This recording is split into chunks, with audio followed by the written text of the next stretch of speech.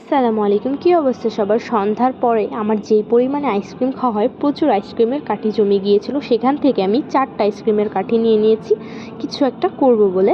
তো চলো কিছু একটা করা যাক। তো এই আইসক্রিমের কাঠিগুলো আমি নিয়েই কালার করা শুরু করে দিয়েছিলাম। আসলে ভাইরাল একটা জিনিস করব। এটা হয়তো ভাইরাল একটা ওয়াল হ্যাঙ্গিং বলতে পারো তোমরা। তো এখানে শুরুতে আমি কালার করে নিব। এই 4টা কাঠিকে আমি 4 কালার করব।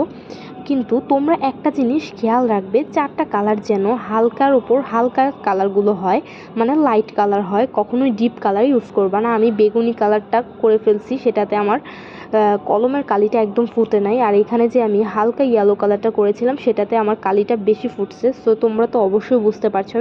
আর এখানে আমি একটা রশিকে নিয়ে সুন্দরভাবে এখানে পেঁচিয়ে নিলাম।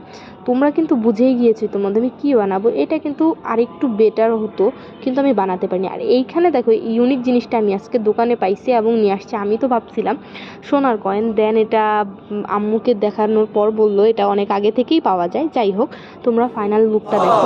বেশ ভালোই লাগছিল দেয়ালে টাঙানোর পর। আমি কিন্তু এখনও টাঙাইনি, আমি জাস্ট ধরে ভিডিও করতেছিলাম। এটা রশিটা আরেকটু সোজা হলে বেশি সুন্দর লাগতো। তোমাদের কাছে কেমন লেগেছে?